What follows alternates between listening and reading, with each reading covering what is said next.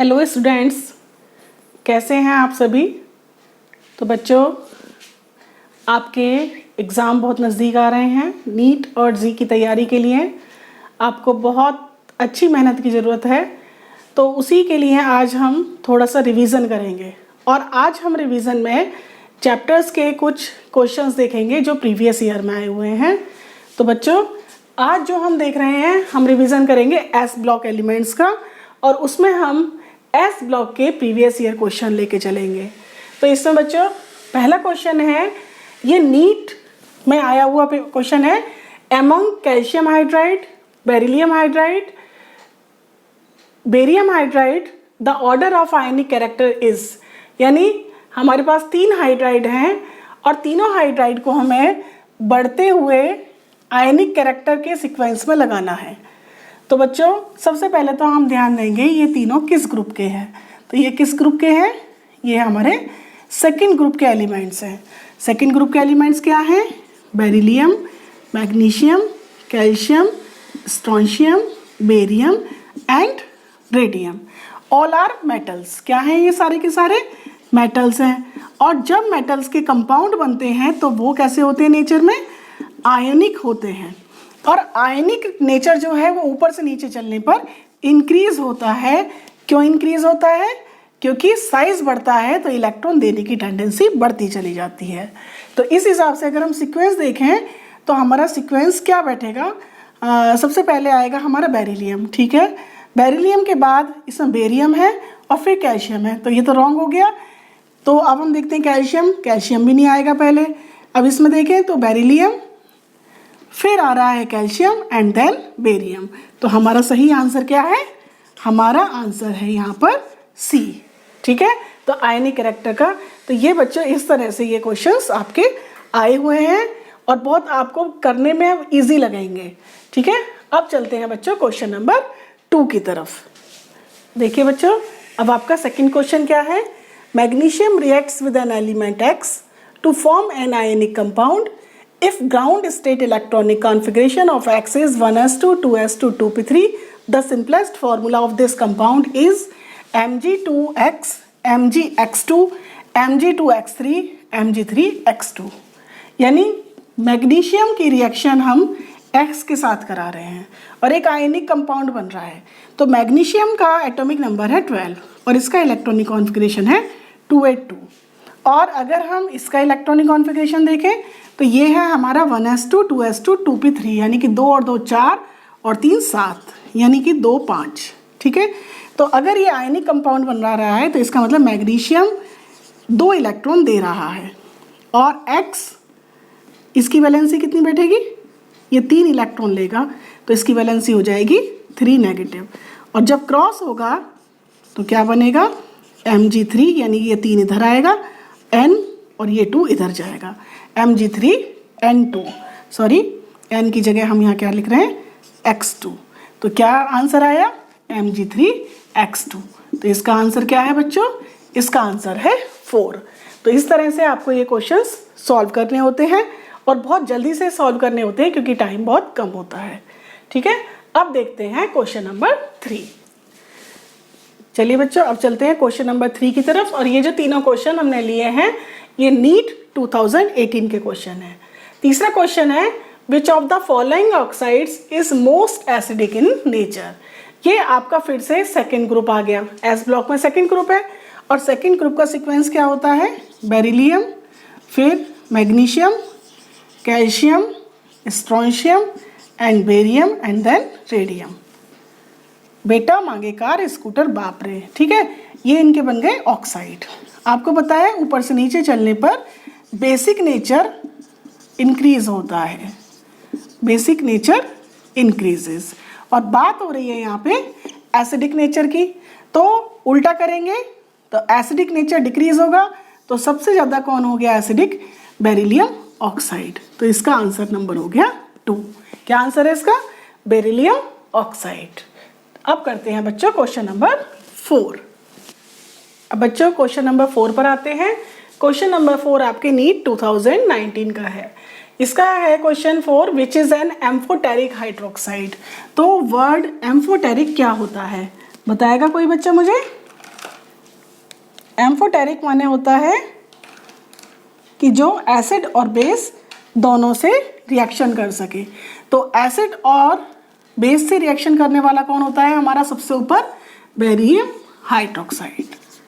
तो beryllium hydroxide जो है वो कैसा है नेचर में? वो नेचर में है एम्फोटेरिक, क्योंकि ये एसिड और बेस दोनों से रिएक्शन कर सकता है। तो इसका आंसर क्या है? इसका आंसर है 4।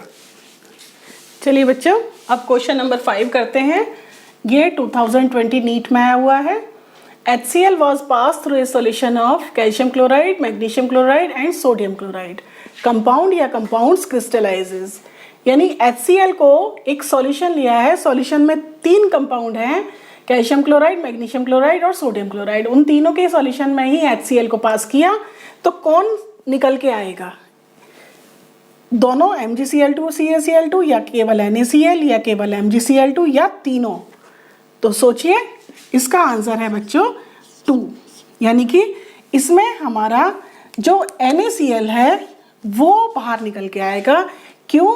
क्योंकि MgCl2 and CaCl2 are more soluble in HCl। ये दोनों के दोनों HCl में ज़्यादा घुलते हैं, NaCl HCl में कम घुलता है, तो NaCl हमारा क्रिस्टलाइजेस हो जाएगा, क्रिस्टल की फॉर्म में बाहर आ जाएगा। ठीक है, अब हम चलते हैं नेक्स्ट क्वेश्चन की ओर। अब हम डिस्कस करेंगे आपके IIT जी में आए हुए क्वेश्चन। तो इसमें क्वेश्चन नंबर हमारा 6 बनता है। Among the following the energy of 2s orbital is lowest in, यानी 2s ऑर्बिटल की एनर्जी इन सब में सबसे कम किस में है? तो बच्चों, पोटेशियम, सोडियम, हाइड्रोजन और लिथियम में इलेक्ट्रॉनिक कॉन्फ़िगरेशन के हिसाब से सबसे बड़ा साइज किसका है? तो इसका क्या इलेक्ट्रॉनिक कॉन्फ़िगरेशन है 19 का? 1s2, 2s2 2p6, 3s2 3p6 और 4s1। Sodium 1s2, 2s2 2p6, 3s1। Hydrogen 1s1 और लिथियम 1s2 2s1। क्योंकि इनके एटॉमिक नंबर हमें पता है, तो सबसे पहले हमने इलेक्ट्रॉनिक कॉन्फ़िगरेशन करके देखा, और इलेक्ट्रॉनिक कॉन्फ़िगरेशन के हिसाब से 2s सबसे अंदर कहाँ है? पोटेशियम में है। ठीक है, तो इसकी एनर्जी इनके कंपैरिजन में 2s की हो गई सबसे कम। ठीक है, तो इसका आंसर क्या है? इसका आंसर है हमारा A, यानी पोटेशियम। क्वेश्चन नंबर 7 देखते हैं। Magnesium powder burns in air to give, यानी मैग्नीशियम को हमने एयर में बर्न किया। एयर में मेनली कौन कौन सी गैसेज हैं बच्चों? Oxygen and nitrogen. तो जब ऑक्सीजन से रिएक्शन करेगा तो बनेगा MgO, और जब नाइट्रोजन से रिएक्शन करेगा तो बनेगा मैग्नीशियम नाइट्राइड, यानी मैग्नीशियम ऑक्साइड और मैग्नीशियम नाइट्राइड 2 कंपाउंड बनेंगे। तो यहाँ पर क्या है? मैग्नीशियम ऑक्साइड और मैग्नीशियम नाइट्रेट, तो ये तो नहीं होगा। मैग्नीशियम ऑक्साइड, मैग्नीशियम नाइट्राइड ये ठीक है, खाली मैग्नीशियम ऑक्साइड ये गलत है, मैग्नीशियम नाइट्रेट और मैग्नीशियम नाइट्राइड ये भी गलत है। तो क्या आंसर हुआ हमारा? हमारा आंसर है यहाँ पर B। ठीक है, देखते हैं question number 8। The correct sequence of thermal stability of the carbonates is. बच्चों, जब भी आप इस तरह के क्वेश्चन करेंगे तो सबसे पहले आप एलिमेंट्स को उनके ग्रुप में जो सीक्वेंस होता है उस सीक्वेंस में लगा लीजिए। तो सबसे पहले हमारा ये सेकंड ग्रुप है, तो आता है बेटा, मांगे, कार, स्कूटर, बाप, रोए। ठीक है, अब इनके ये कार्बोनेट्स की बात हो रही है, तो सब में CO3 लग जाएगा। और अब हमें पता होना चाहिए कि थर्मल स्टेबिलिटी किसी भी ग्रुप में, यानी ऊपर से नीचे चलने पर इंक्रीज होती है। तो थर्मल स्टेबिलिटी इंक्रीज हो रही है, तो इसमें सीक्वेंस क्या होना चाहिए कि सबसे पहले बेरिलियम, फिर उससे आता है मैग्नीशियम, कैल्शियम, स्ट्रोंशियम, बेरियम। तो यहाँ पर बेरियम सबसे पहले है, तो ये तो हो गया हमारा रॉन्ग। दूसरे में फिर बेरियम पहले है, तो हो गया रॉन्ग। तीसरे में मैग्नीशियम पहले है, फिर हम सीक्वेंस पढ़ेंगे बेटा, मांगे, कार, स्कूटर, बाप। तो ये सही लग रहा है हमें। इसमें देखें बेटा, मांगे, कार, कार बाद में है, स्कूटर पहले है, तो ये हो गया रॉन्ग। तो क्या आंसर बना हमारा? C। तो सबसे पहले हमारा क्या तरीका होना चाहिए क्वेश्चन अटेम्प्ट करने का कि हम जो भी एलिमेंट दे रखे हैं सबसे पहले उन्हें किसी भी ग्रुप में, पीरियड में कैसे अरेंज करना है, उस तरह से करके फिर हमें याद होना चाहिए कि हमारी स्टेबिलिटी क्या हो रही है, क्योंकि इसका आंसर ये भी हो सकता था बेटा मांगे कार स्कूटर बाप, लेकिन हमें पता है थर्मल स्टेबिलिटी ऊपर से नीचे चलने पर बढ़ रही है, तो हमारा आंसर क्या होना चाहिए? हमारा आंसर सी होना चाहिए। आइए बच्चों 9th क्वेश्चन देखते हैं। ये भी आपका जी 2019 में आया हुआ है। The element having greatest difference between its first and second ionization energy is, यानी क्वेश्चन है कि वो एलिमेंट इनमें से छाटिए चारों में से जिसमें फर्स्ट और सेकेंड आयनाइजेशन एनर्जी के बीच में बहुत ज़्यादा डिफरेंस हो।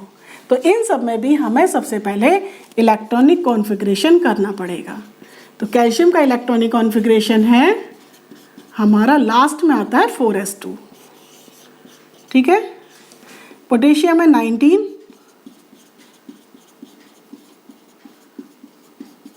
लास्ट में आता है 4s1, यानी P में है 6 और D और S में है 1। बेरियम बेटा मांगे कार स्कूटर बाप, यानी 5वें नंबर पे, तो इसमें लास्ट में आता है 6s2। और स्कैंडियम है 21, इसमें लास्ट में आता है 3d1 4s2। अब देखिए यहाँ पर अगर हम देखें तो सबसे आसानी से इलेक्ट्रॉन पहला जाएगा और फिर इसके साथ दूसरा भी आसानी से निकल जाएगा, क्योंकि एक इलेक्ट्रॉन निकलने के बाद दूसरा इलेक्ट्रॉन अनपेयर्ड रह जाएगा, तो कोई दिक्कत नहीं आने की। यहाँ देखें तो जब एक इलेक्ट्रॉन निकल जाएगा तो उसके बाद दूसरे इलेक्ट्रॉन को निकलने के लिए, यानी फर्स्ट आराम से निकलेगा, लेकिन सेकंड के लिए उसे फुलफिल्ड ऑर्बिटल से निकलना पड़ेगा। यहाँ पर भी वही स्थिति है, एक निकल जाएगा तो दूसरा भी इजीली निकल जाएगा। और यहाँ लास्ट में आते हैं तो यहाँ लास्ट में पहले इलेक्ट्रॉन किससे निकलते हैं आपके, बताइए? एनर्जी के हिसाब से, एनर्जी के हिसाब से किसकी एनर्जी ज़्यादा होती है? 3d1 की, लेकिन इलेक्ट्रॉन किस में से जाते हैं? पहले 4s में से जाते हैं। तो फिर यहाँ भी वही स्थिति है कि एक निकलेगा फिर दूसरा निकल जाएगा, ठीक है। तो क्या बना आपका कि सबसे ईजिली इलेक्ट्रॉन, मतलब फर्स्ट और सेकेंड आयनाइजेशन एंथैल्पी में डिफरेंस किसके सबसे ज़्यादा नजर आया आपको? पोटेशियम में, क्योंकि पोटेशियम में एक इलेक्ट्रॉन देने के बाद दूसरा नहीं जाएगा, बहुत मुश्किल से जाएगा। तो इसका आंसर है बच्चों बी। अब चलते हैं क्वेश्चन नंबर 10 पर। Correct order of hydration enthalpies of alkali metal ions is. अब हमें फर्स्ट ग्रुप लेना है, तो फर्स्ट ग्रुप में सबसे पहले आता है कौन? ली ना की रुबीना से फ्रेंडशिप, यानी ये सीक्वेंस है। और हमें क्या याद रखना है कि हाइड्रेशन एनर्जी सबसे ज़्यादा उस आयन की होती है जो साइज में सबसे छोटा होता है।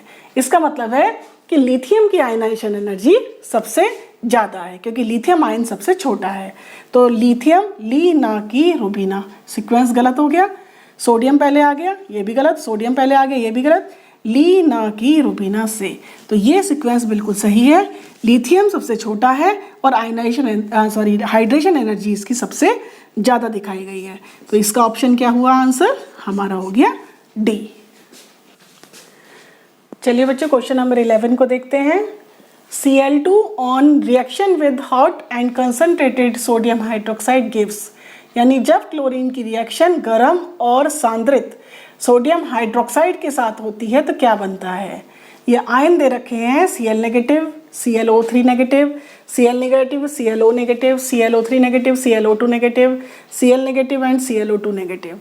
इन चारों में से क्या बन रहा है? तो हमें पहले रिएक्शन पता होनी चाहिए कि जब हमारा NaOH हॉट एंड कंसनट्रेटेड होगा तो Cl2 रिएक्शन करके सोडियम क्लोराइड और सोडियम परक्लोरेट बनाता है। और इसमें हम देखें कि हमारा जो Cl है वो नेगेटिव है और ये ClO3 भी नेगेटिव है।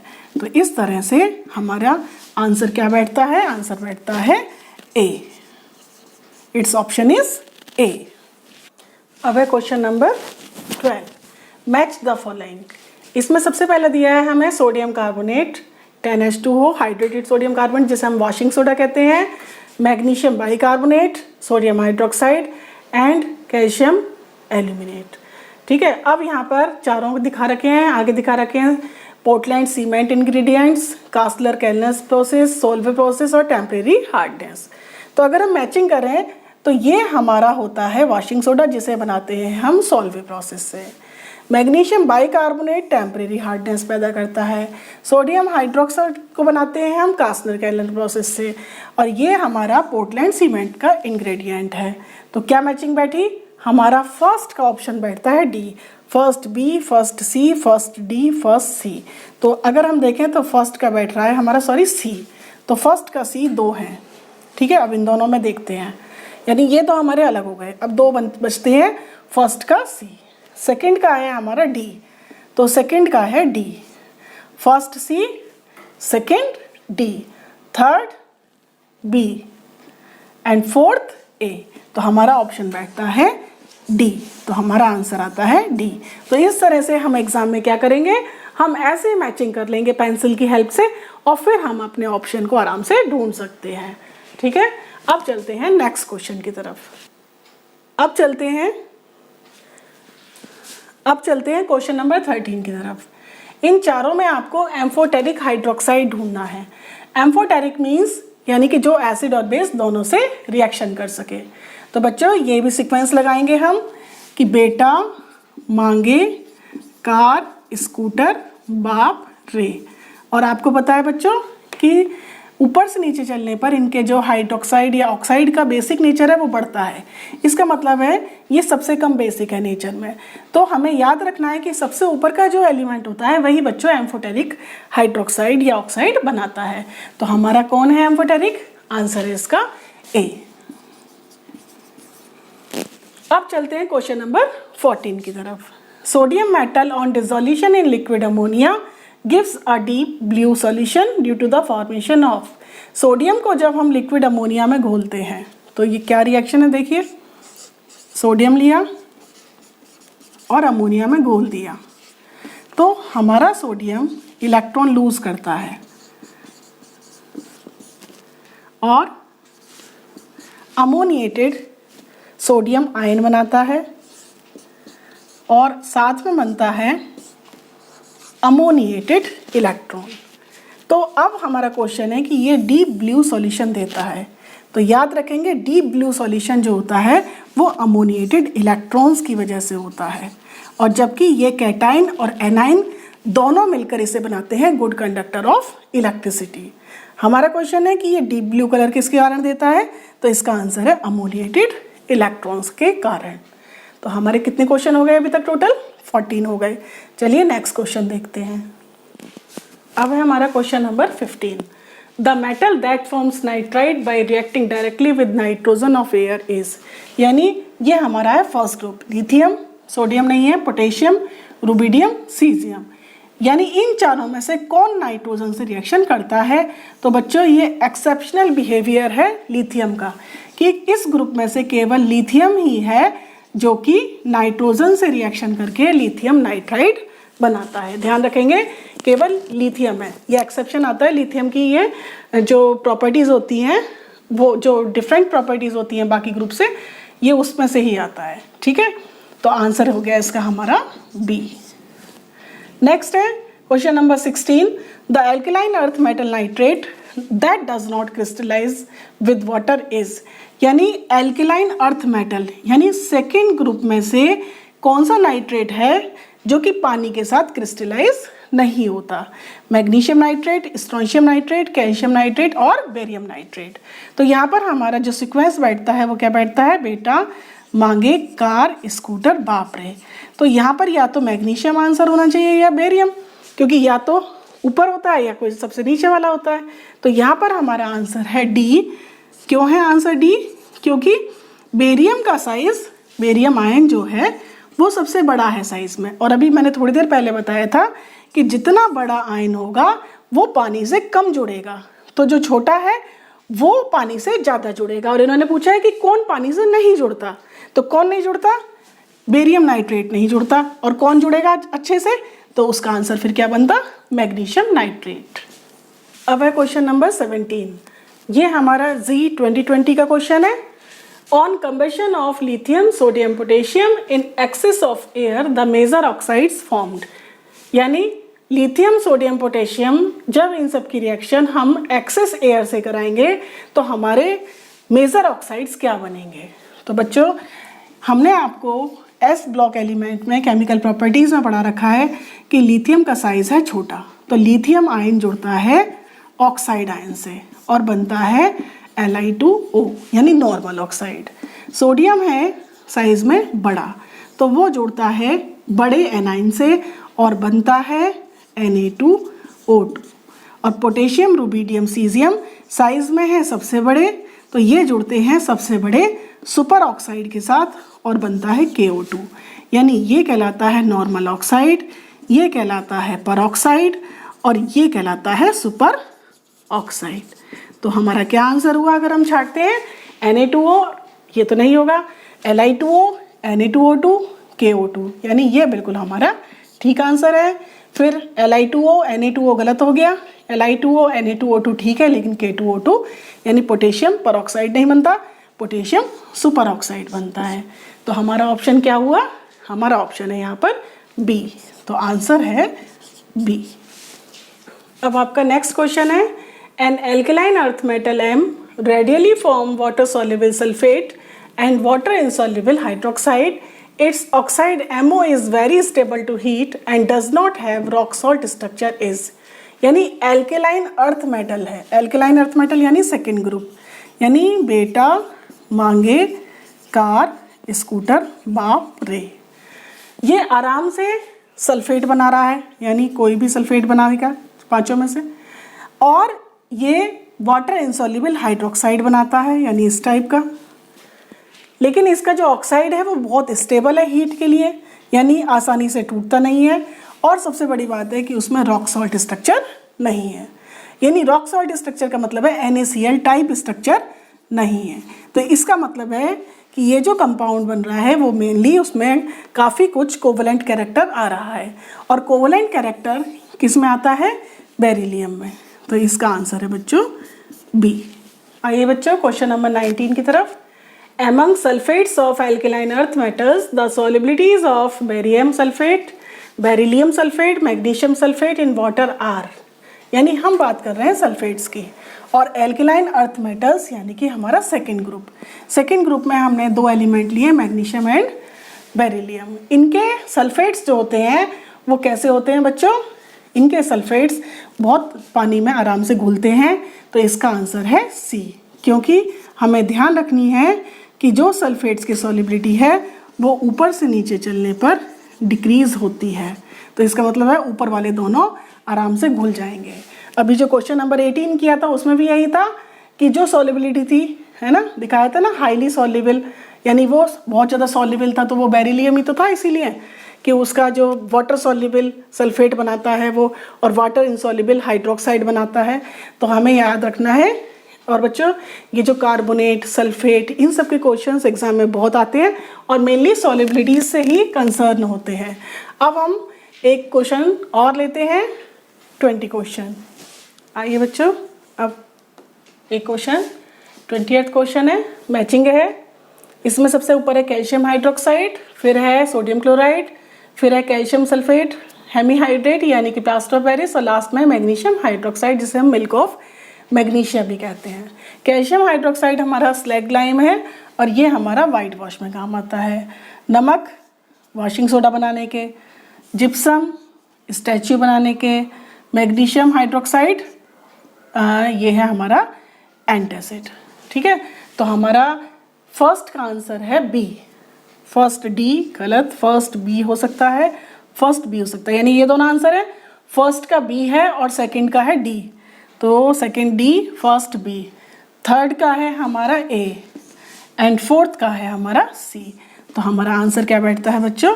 आंसर बैठता है हमारा बी। तो बच्चों देखा आपने कि हमने किस तरह से आज पूरे 20 क्वेश्चंस किए, और वो 20 क्वेश्चंस हमारे एस ब्लॉक एलिमेंट से संबंधित थे, यानी एस ब्लॉक चैप्टर से थे, और एस ब्लॉक हमारा इनऑर्गेनिक केमिस्ट्री में आता है। और बच्चों हमने जो क्वेश्चन डिस्कस किए वो नीट और जी दोनों के लिए डिस्कस किए, और तुमने ये देखा होगा कि हमारे क्वेश्चन बिल्कुल भी टफ नहीं थे, यानी जो हमने नोट्स पढ़ रखे हैं या जो हमने लेक्चर्स देख रखे हैं क्वेश्चन बिल्कुल वही के वही हैं। तो उम्मीद है ये लेक्चर आपको पसंद आया होगा। अगर आपको ये लेक्चर पसंद आया तो आप मेरे चैनल को सब्सक्राइब करिए, लाइक करिए, प्लीज़ शेयर भी करिए। ओके बच्चों, have a nice day, thank you.